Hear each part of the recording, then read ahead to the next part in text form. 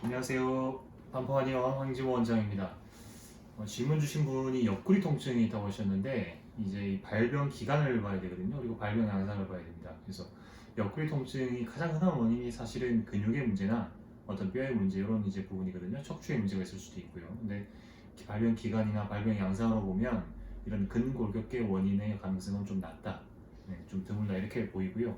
또 반대로 만약 이 내부에 어떤 염증이든 결석이든 어떤 이런 대상포진 이런 이제 급성적인 원인이 있을 경우에는 기간이 이렇게 오래 아프지도 않을 것입니다.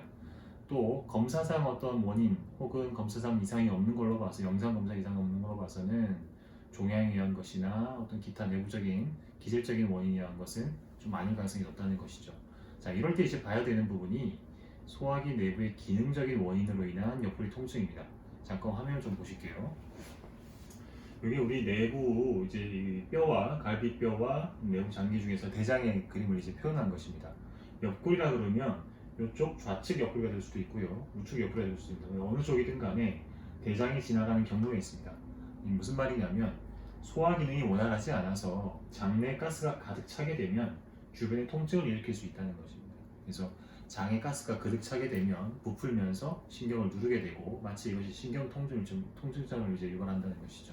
그래서 이런 이제 소화기의 기능적인 이상에 의한 옆구리 통증의 가능성이 있기 때문에 이 부분에 대한 진료와 검사 확인이 필요하겠습니다. 자, 이를 위해서는 이제 구체적인 이제 진맥 검사도 필요하고요. 그 다음에 내부적인 소화기 상태 각각에 대한 위, 단, 췌장, 식도, 십이지장, 소장, 대장 각각의 기능을 이제 살펴봐야 되거든요. 그 부분을 잠시 보시면 이렇게 나옵니다.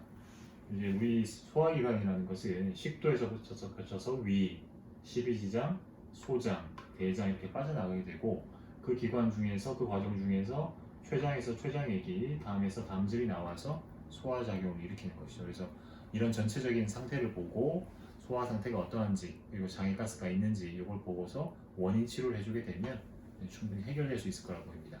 네, 감사합니다.